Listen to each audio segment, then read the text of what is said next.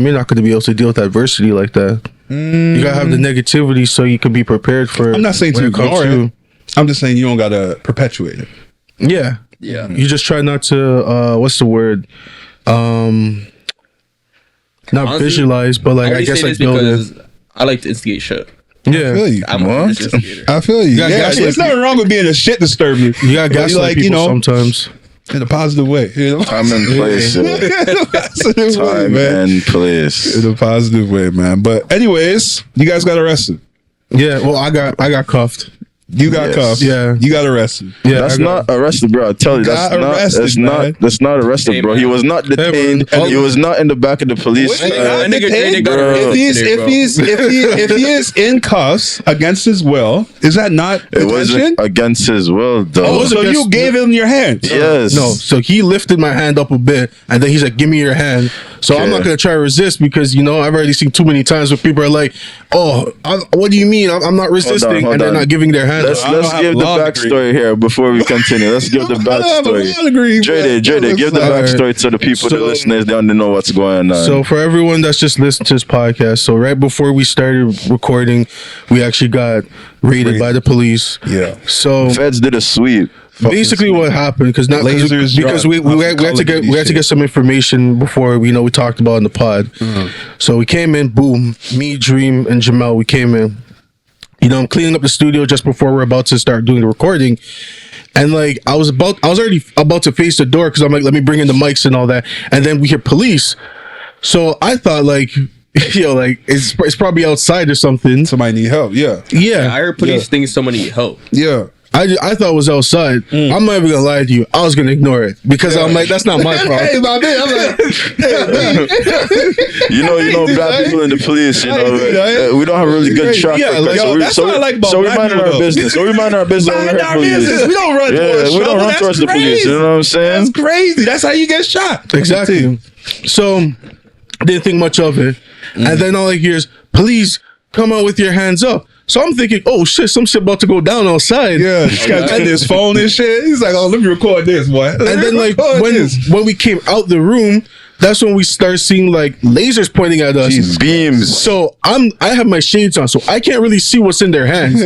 But obviously what's going through my hand was like, yo, there's only a few things that people will be pointing lasers at you like that. All I see was flashes and lasers. Bro, there's three officers. Yeah. One of them had the strap out. Yeah. The next one had a taser out, and the next one had someone else out. We didn't know. We didn't know what that was. We didn't see that. Straight on the whole time. We didn't get the DLC for that gun yet. Yeah. We don't know what that was. He was on it. Body cameras and everything. Red light beams everywhere. They're like, yo, come on with your hands up. Go on the ground. I'm like, yo, what is going on here? Like, what's up?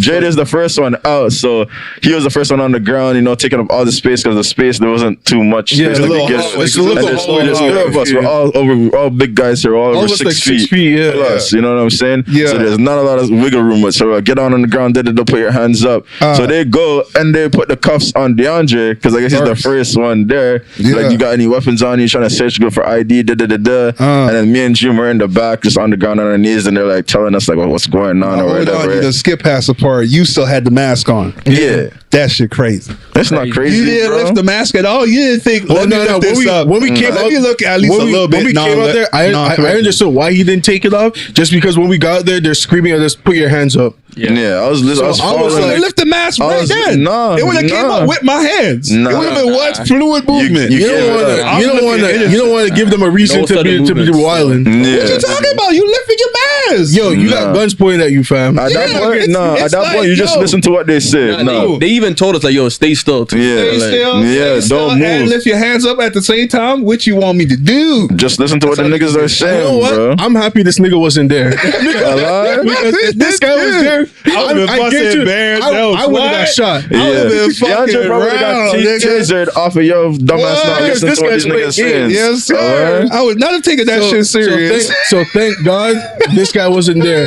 I would have either died or I would have shot myself today. No, you probably would have got arrested. So I would have been like, yo, what's going on, guys? You asked too many questions. Yeah. No, you gotta ask those questions. That was de-escalation. But out of the three of us, he's the only one that got cuffed, which was like strange. I guess because he was like the closest one to them. He was the one that got cuffed. I was behind him. I could have barely got on the ground because again, there was not a lot of space to be on. I don't understand how they cuffed me and he had the mask. They couldn't get to him fast because they could see that I was a 9 out of the mask. Like, I'm not gonna leave this nigga alone. You know what I'm saying? They know the vibes, bro. They see the drip. You know what I'm saying? But yeah, they handled the situation well. You know, I said like I was just like surprised by like.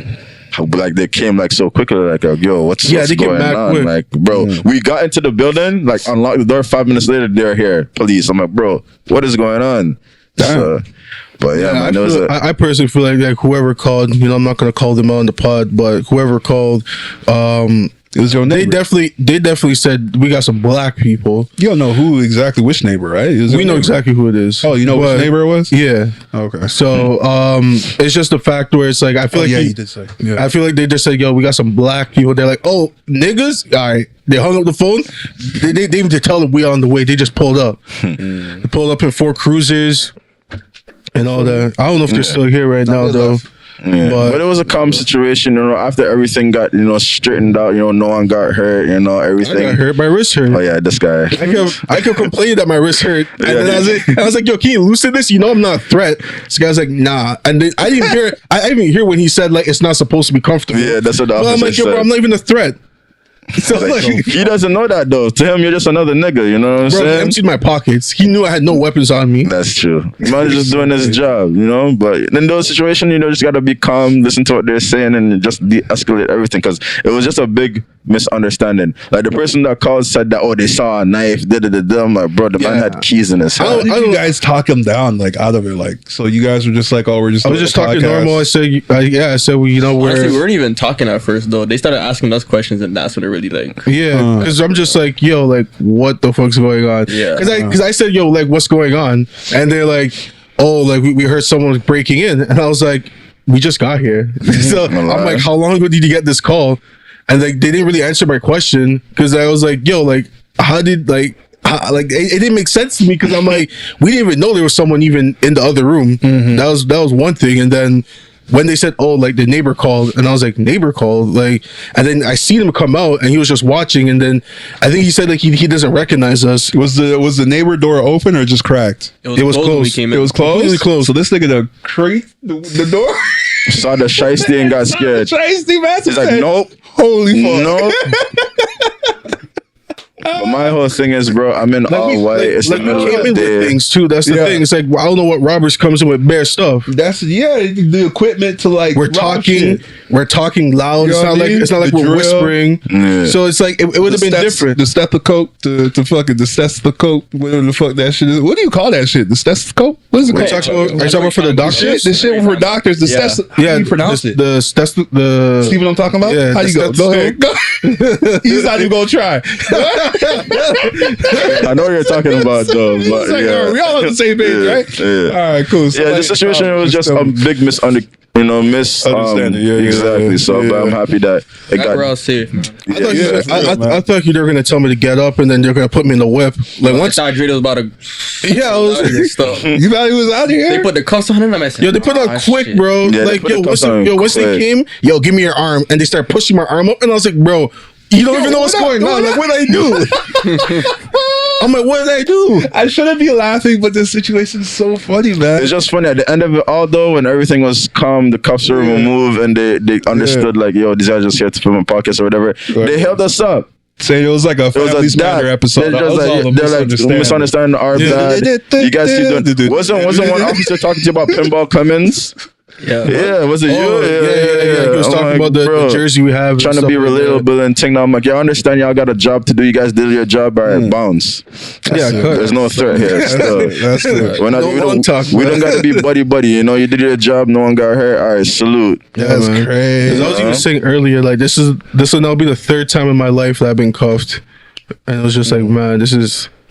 All 3 times was all misunderstanding. I was like, bro, this is mad annoying. That's crazy. Like the first time, which I was gonna tell you guys before.